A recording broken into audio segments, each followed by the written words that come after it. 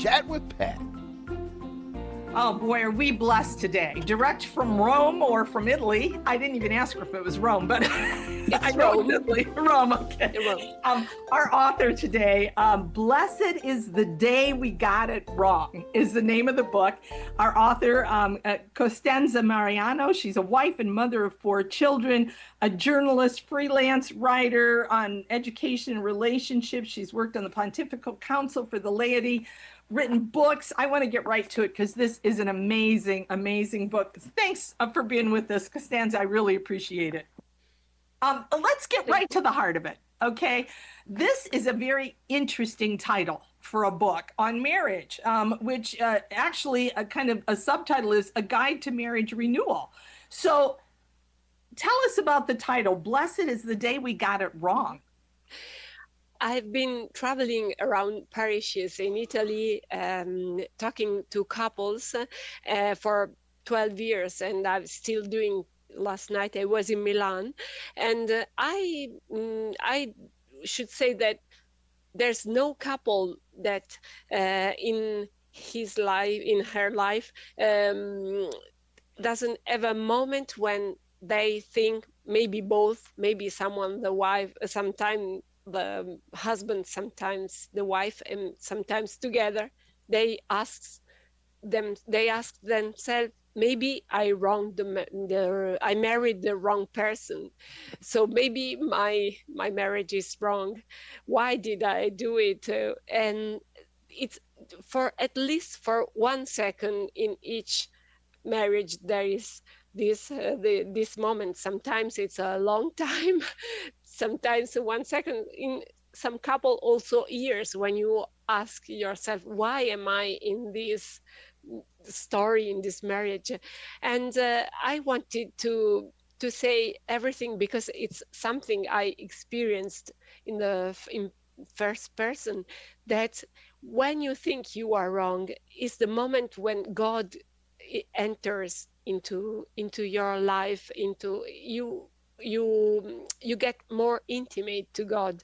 When you discover there's a wound in your life, and that wound is the place God goes through. For me, it all began with a confession when I was saying to my confessor just 2 or 3 very irrelevant sins, and then I began confessing my husband's sins. I'm always more specific and about my husband's sins. So the confessor stopped me and told me, I can't give you the absolution because you didn't tell me about yourself. But if you want, I can call your husband and I can absolve him. So, and he told me, you should begin to accept your husband just the way he is. You should stop trying to change him. And this is the issue I'm fighting with. I've been fighting for 27 years. I'm still fighting at that point. But I love that you talk about these kinds of things are the things that draw us closer to God. And, you know, there's a saying that I hear people say all the time, you know, your job is to help get your spouse to heaven.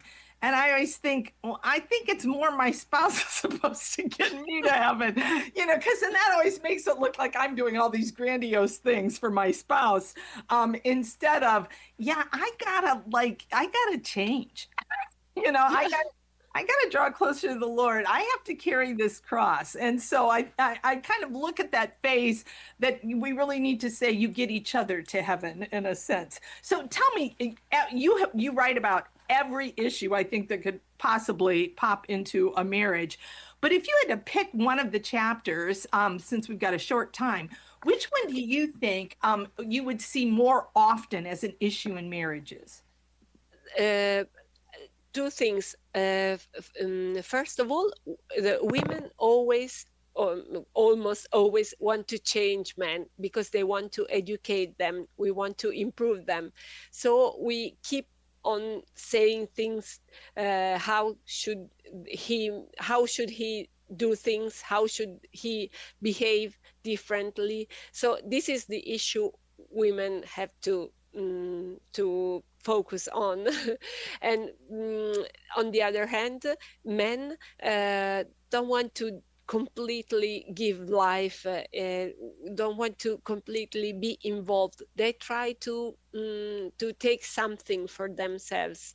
Because so the two issues are the one sample on the letter to the Ephesians writes. So women should be submissive to men, and men should be ready to give life as the church, as Christ died for the church, and as the church is submissive to Christ. And there's a second thing I should say, that we have to learn to translate each other, because we have to remember that women speak a language which is not just made of words, but also the tone is important. So when I say my husband, it doesn't matter. It can mean really it doesn't matter, but the most of the times it means it matters a lot. So when I tell him do as you want, I'm not really telling he can do as he no, I want him to understand what I want to, because I want to be guest from him. So I want him to do the thing I want him to do, but without me asking. So it's very, very difficult for him to translate me. On the other hand, we should remember that men are more simple. I say that they are the model, the basic model of the humanity. They have no optionals. So when he wants something, he says straight what he wants. So I wrote that once my husband told me, I would like to buy a guitar, and in my language it meant, please my darling, buy a guitar for me. But he he meant really, I want to choose it, I want to go to the shop and take it.